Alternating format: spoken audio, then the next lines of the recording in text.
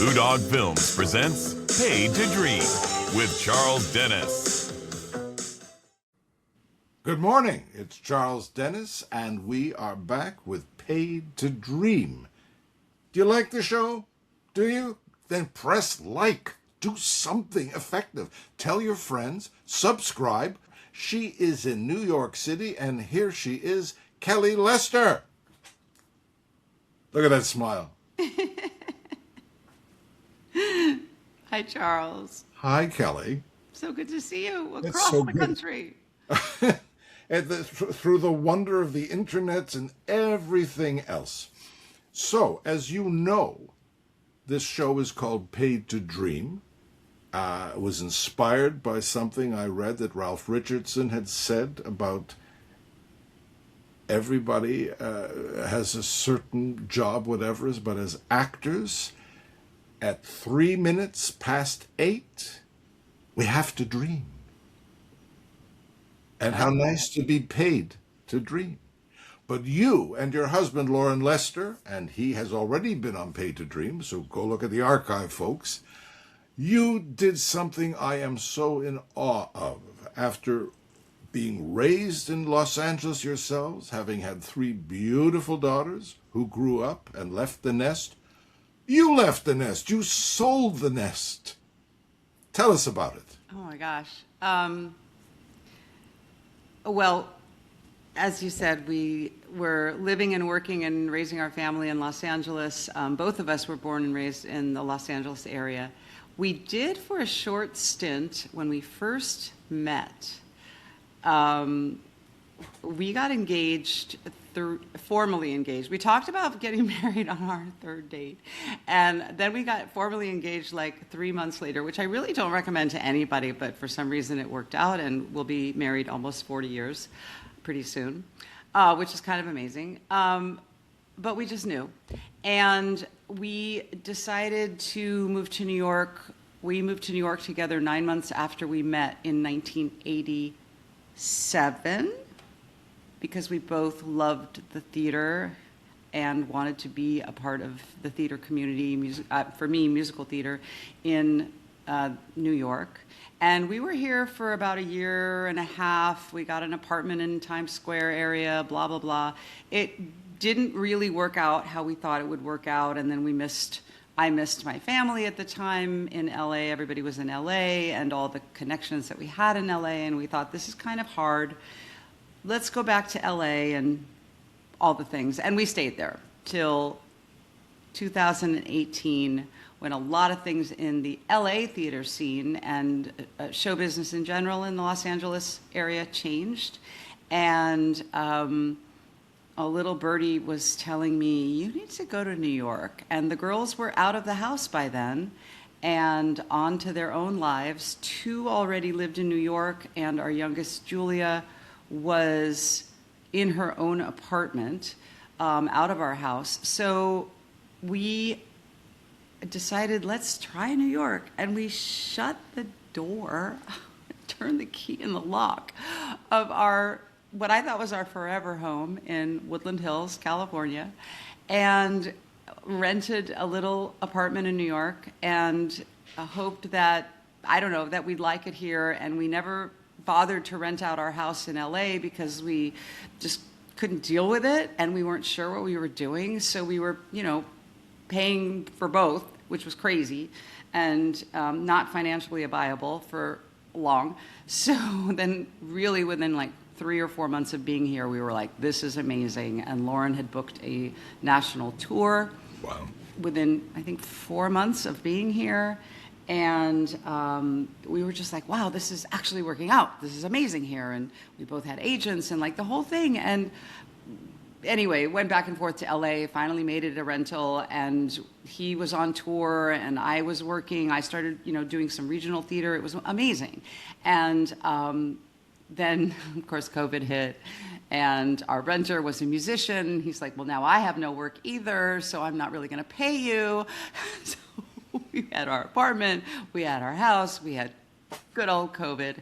And eventually we decided it was time to put down roots in New York. So during the pandemic, house hunting in our masks, we found this place where we live now, and we were very lucky to be able to purchase it and renovate it, and sold our house in LA the same week we closed on the apartment here. It was just like an amazing kind of a swaparoo at that point. And yeah, so we've been in our apartment in New York City that we own now, and we are like, the day I got my driver's license with my New York address, I was like, I'm a New Yorker. I am fine. Although I was born in New York, at Mount Sinai on the Upper West Side. I quickly was, my parents moved to Los Angeles. So I am from New York, actually, and now I'm a real New Yorker, and we've been here in this apartment since 2021. But that's the sort of long, short, what you think is so brave. And it was kind of crazy. We were just like, let's move. And it just pretty much started our lives over, because we came with some suitcases and 11 boxes originally, because we didn't know how long we would be here, and here we are. I'm glad we made the move. We really love living here. I was conceived in New York. Well, then you're a New Yorker, too. I know. I've always had, my parents. I mean, only if you want to be. It's not like New York is the only place in the world, although. No, but if you look at the media, it seems like it kind of is. It's a little bit skewed. People always assume I am a New Yorker. But I want to think of something cuter than Canadian, but I can't think of anything, so you can say it for me. You're a Canadian, or which is something to be very proud of. As long as I'm not a Canuck. Although I'm rather angry with the Canadian government because of all the my passport expired, and it is a nightmare trying to get this thing done again. Oh, no. Because you have to have a guarantor, but the guarantor has to be a Canadian. So it's like, well, so fortunately, your birth certificate were you born there? Oh yeah. That's not enough? Do you have your birth certificate? It's nothing enough for the Canadians. Let me tell you something. Oh, that's interesting. I thought it was the Americans that were giving people a hard time these days. No. They're at each other now too. Yeah. No need to get into that. But This is not a show about politics, is it? No. Is anyone eavesdropping? This is a show about the entertainment industry and a little bit of politics. So is that? I don't want to ask you when you were born, but all I know is when I was a kid, one of my favorite destination TV shows was Kane's 100. Really? Oh, yeah. And for people who are listening, watching, Kane's 100 was I guess they had seasons in those days, a one-season series starring my father, who left us in 2021, but he was a pretty well-known actor. His name was Peter Mark Richman. When he was on Kane's 100, at the time, he was Mark Richman. Mark Richman, and then he added the Peter later and just confused the hell out of everybody, but that was him. But that was because of Sabud. And yes, his spiritual receiving that he needed to add the name Peter. I mean, my friend, Hamilton Camp, you grew up with all those kids when you were involved with that. And the Arquettes. They all had other names, too. Did you have another name? I had another name, and we will not talk about it because it's just too weird for me. How long? I'm not like those people. How long were you a Sabudian? I wasn't a Sabudian. I just had a different name. And then they decided, actually, Kelly is a better name for you. We shouldn't have named her blah, blah, blah to begin with. But what were you born? What was your name? I'm not going to tell you. Oh, you mean it was a Subud name when you were born? No. They had not found Subud yet. So I was just named a random girl name. And my older brother was named after actually a character that my father had played in a film. And then when my brother was I think I was around 5 when they changed my name, so he was around 7. One day they just decided to change our names because this Subud told them, oh, these are their proper names. Okay. So, I mean, everyone seems to like my name, but I'm not a huge fan of my name. But I'm not going to tell you what my original name was because I don't like that one either, and I just don't want it to haunt me. Were you guys in a commune, or was it just... I always tell people I was raised in a cult because it's a good line, but I honestly think so. I just not like those people, and I'm... Well, that's what I just remembered. Hamilton Camp, who had a much, much longer name because he was British, so he had all, but he was Hamid. Correct. That's right. That's all I know. I have no idea. Yeah, Hamilton was his original name or whatever stage name he was using, and then Hamid was his Subudi name. So yeah. Yeah, because when he was a folk singer, I think he was Bobby Camp. Oh. You know, before, he had a very interesting career. But Yes. we're here to talk about you and your family. So Kane's 100 was fabulous. I mean, and the people. He'd been the lawyer for the mob, and then he went straight, and then he went after these people. But I mean, they had Telly Savalas. They had all these amazing, the guest villain every week. It was Amazing. a fabulous show, and you can see it on YouTube, folks. Yeah. If you go looking. It's amazing what's on YouTube if you look hard enough. Everything. I've been watching The Defenders lately. Those scripts were so wonderful, but The then original, yeah, the original television shows, many of them were written by, theater writers and Yeah. people who really knew how to tell stories. And, it's Yeah.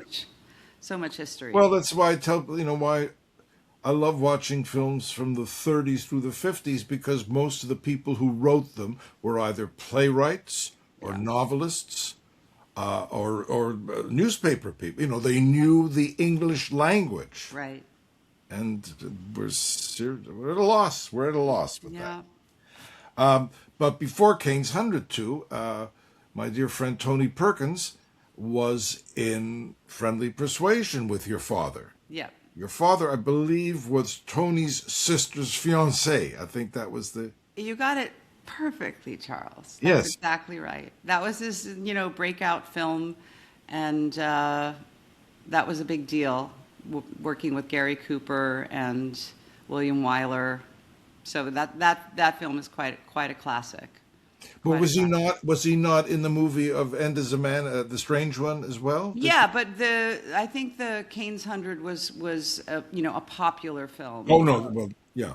Yeah, big. I mean, Friendly Persuasion. Yeah. he had done film and television and live television and of course theater, but the Friendly Persuasion was I think like his big break at the time. And the story, the photos we have, the stories. He was friends for a million years, and she used to. Phyllis Love was the actress's name. Also a member of Subud. I didn't know that. She became, I'm blanking on her name. Silly me. It was in my head and then it went out of my head. Anyway, but the actress's name in the movie, Phyllis Love, was one of their dear friends, and she changed her name to Osana. So Phyllis / Osana was friends of our families until she passed away.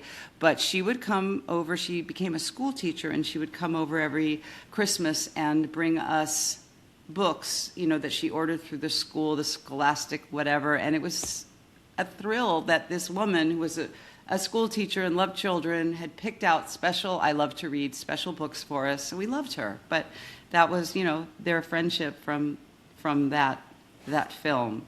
So there's a lot of, enduring things and legacy from that particular job that he had.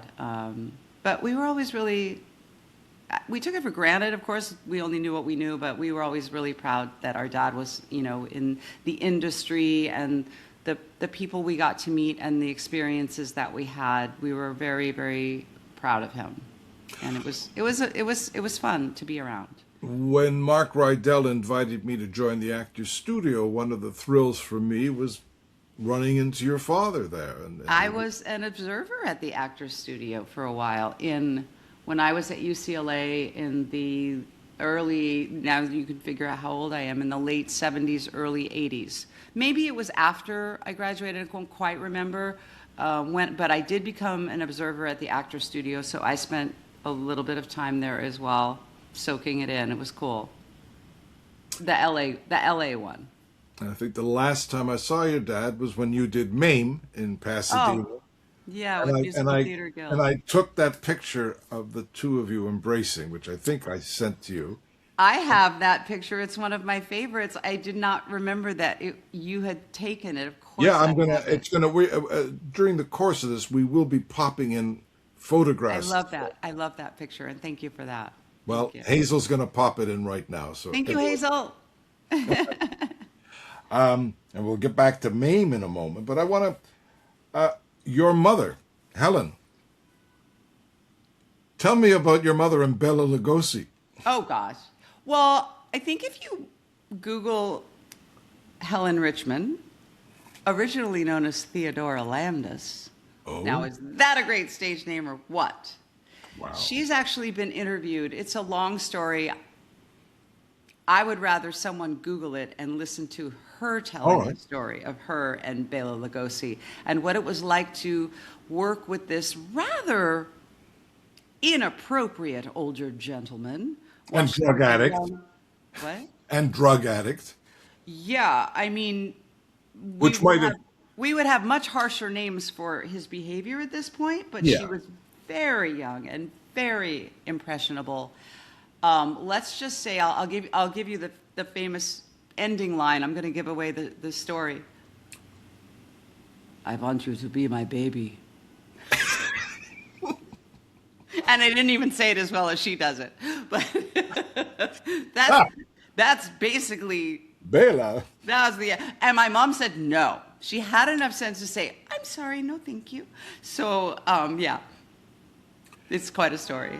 I remember years ago when I had a house in Studio City, and you came with Lauren and your daughters, and that's when I realized he was the Tevye of show business with these three daughters. And, I think Tevye had five, and they're all. Well, we like it when people call us the Barrymores because my husband and I and our three daughters, they're all actors and directors and writers and all kinds of things in the arts and comics, and so it is a little unusual that all five of us are doing this basically full time. That's fun. Yeah. So, yeah. Well, starting with Jenny, who did that amazing movie that she wrote, directed, and starred in called What She Said, and you're also in there. I'm a voiceover in that one, and her brand new film that she directed is called Our Bodies and Other Shames, and is currently making its way on the festival circuit, has a distributor, and it's just now launching, and it's very exciting. That's wonderful. And then we were just talking about Lily, who is in the miniseries Love Story about JFK Jr. She plays JFK Jr.'s assistant, who is Rosemarie, who wrote the book that the whole series was taken from, based on however you want to say it. But yeah, so that was a fun little gig for her. She's in 3 or 4 of the episodes of that, but she's a wonderful actress and is always working on, her own shows, and I've seen her on stage multiple times, and she is a stand-up comic with. You tell me about that. How did that begin? She's just funny. I need somebody to hand me a script. I need somebody to write the words for me, hand me a script, let me sing your song. That is my favorite thing to do in the whole entire world, and I promise you I will bring it to life. Don't make me get up and make up my own stuff. It's a wonder that I'm able to hold a conversation with you, Charles. Well, you're doing a hell of a job. What? You're doing a hell of a job. Oh, thank you. She is just funny and fearless ever since she was a kid. She just has this, I would see her in the youth theater things she would do or things at school, and she would come on stage, and you could see that she was, from an early age, grounded and solid and fearless, and I think she took that ability with her into stand-up comedy, and she just holds a crowd and says funny things, and nothing, makes her blink. She just always has the right comeback, and she's really good at it, and she has her own shows. She opens for people. She's, in certain comedy circuits where they keep hiring her back, and it's wonderful. She's been doing it a pretty short time, and from all I've learned about the comedy world, because I know nothing, is that it's a very long game. There are comics who started 15 and 20 years ago who are still climbing their way through. It's not for the faint of heart. It's hard. It's hard. And she loves it. She loves it. For years, people used to say to me, oh, you should do stand-up. I said, no way. Yeah, please just give me the script. But you're so funny. I said, I'm funny because it's in the moment here, but I don't really want to be in the moment up there. Exactly. I'm one of those people who used to watch the quiz shows and know the answers, and I once actually went up for one. Froze completely. I said, no, I can't do this. Goodbye. And you know so many pieces of trivia. And my husband, Lauren, did one or two some sort of quiz shows when we were first married in LA. And I'm completely blanking on all of the details. But he kind of won or came in close or won. I don't remember because that guy, like, I'm always looking at him going, how do you know that? What? How do you know that? And then he gets like offended, like, what do you think, I'm dumb? And it's like, no, I'm not saying like, how do you know that? What are you talking about? I'm saying I'm in such awe, like, how do you know all these rando facts out of nowhere that nobody else would really know? And he's like, names, faces, dates. How do you know that? He's good on quiz shows. It's a curse. It's a curse. It is. I recently connected with someone who had been in kindergarten with me. We're actually standing next to each other in the kindergarten picture. And I haven't, he came out here in the 80s, and I ran into him one night with another guy who'd been in kindergarten with me, and I had him up to the house, and I don't think I've seen them since. But I sent him the picture. He didn't know who anybody was. I'm telling him, no, that's so-and-so, and that's, so I said, who? I thought, again, the curse of memory. Sometimes it's I was actually just with some dear old friends, and we went to UCLA together, and they were bringing up names that I was like, I don't think I remember that person. And I was like, oh my gosh. I mean, we were all there at the same time. But had you had interaction with these people that they're mentioning? Probably, but since I haven't heard their names in 40 years, they were just sort of not in, I'm like, so yeah, but I can't remember. I mean, I'm constantly going, oh, what is this word? What is this word? Can't remember names that are right in the front of my head. It's a curse. Can we talk about...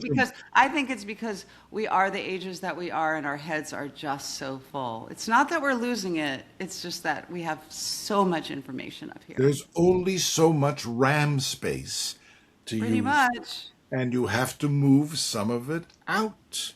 There you go. There you go. I'm still learning every day, so I need to keep the space.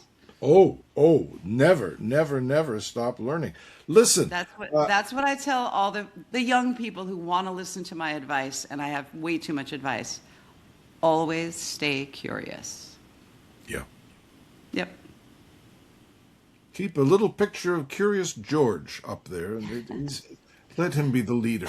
Before I run out of time, which I'm not going to for a while, but you are an entrepreneuse. I don't know if that's a real word, but it must be the female of entrepreneur. Entrepreneur. Wait, what did you say? Entrepreneuse.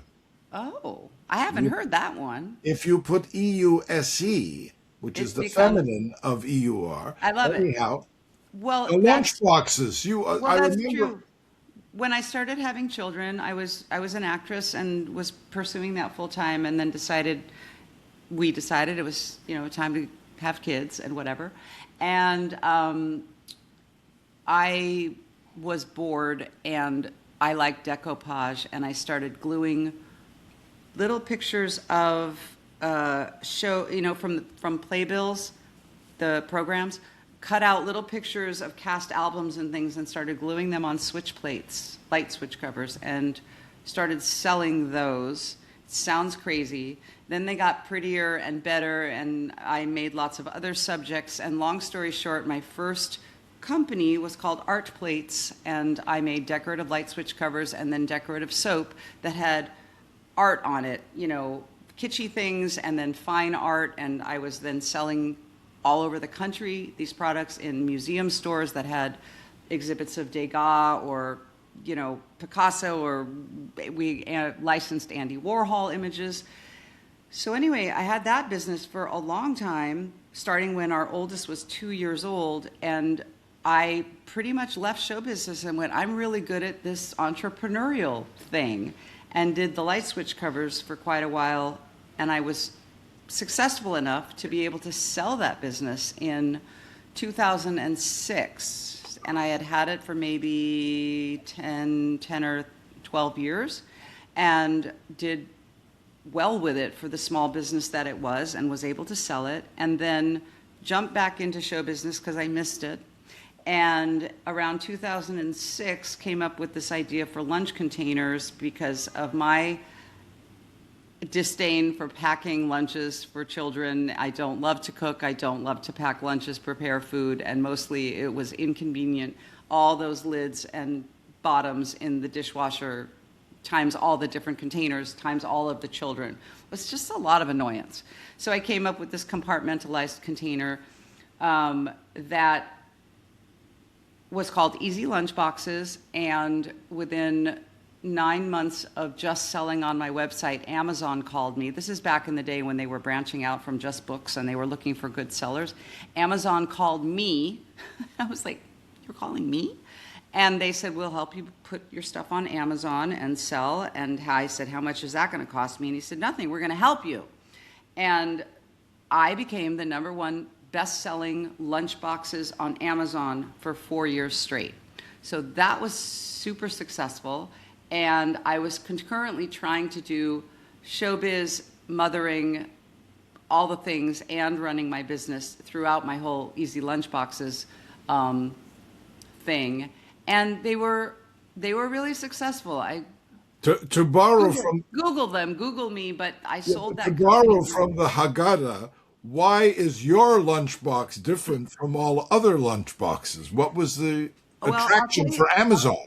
Well, because I was at the very, very forefront. I don't know if that's the right terminology. Yes. When social media started and word of mouth marketing on social media became a thing, I noticed it immediately because I saw what a few other people in my sphere, the mompreneurs in the like I just looked at it as like parents packing lunches for their kids, and I didn't realize that adults pack lunches. All these people pack like it wasn't just packing lunches for kids. It was really wide ranging. But anyway, I noticed what other people in the mompreneur space were doing. And I like the momosphere. I think you said that before. Yeah, momosphere and the mompreneurs, and we all connected in Facebook groups, and we all supported each other.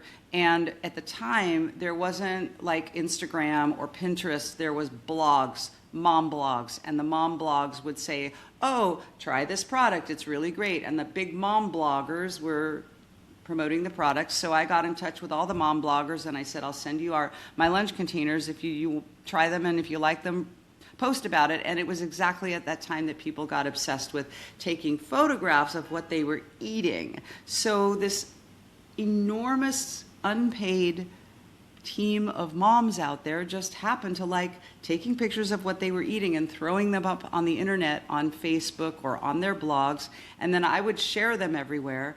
And you can pack lunch in anything, but I made it, they made it, and I promoted it visually interesting before we all became obsessed with visual things on our little phones. I was at the forefront of all of that social media marketing and word of mouth marketing via the internet. And I was an early influencer with a product, and that's why mine were better than others. And they were very convenient and affordable, and they help people pack lunches fast. The company is still in business. They've expanded. They've even changed the name of it. I'm very proud that what I created still exists. And in fact, my first company, Art Plates, which I sold, that company still exists, and he's expanded on that. And the original employee that I had hired, she works for him and her whole, so like I gave a job to a woman who then was able to take that job, and he's hired a bunch of people in her family. we're talking, this is 20 and 30 years later now. Like that's wonderful. I'm proud of that. So Now, I'm going to pinch myself because I interrupted going through the list of the three daughters. We didn't talk about Julia. oh, of course. So- Yes, we have, that's our last one. Yeah. We stopped at 3. Julia is very busy. She has been on TV, in films, and on Broadway. She was nominated for a Tony Award for Into the Woods, and she was a regular on High School Musical, the series. And I saw her 4 play seasons. Dorothy in The Wizard of Oz. Yes, when she was, I think, 10. Yeah. It was pretty wonderful. Anyway, she's got quite a career going, and she's actually here. You said hello to her before we turned on the cameras.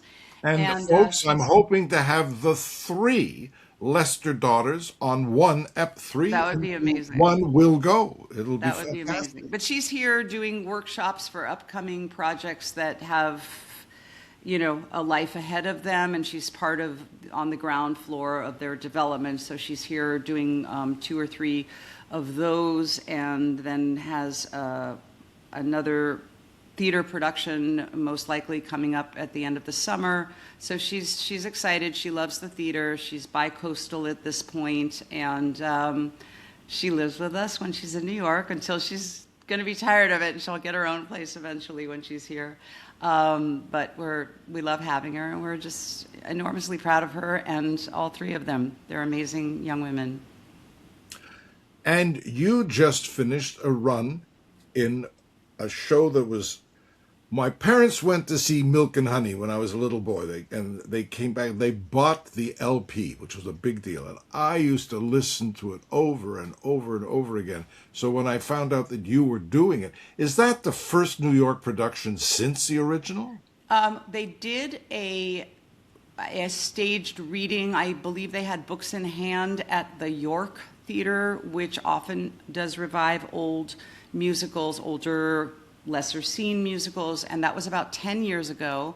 One of the actors, Ari Axelrod, had been in that, who was now in our production playing a different part, but it has not been seen in New York since the York version of it.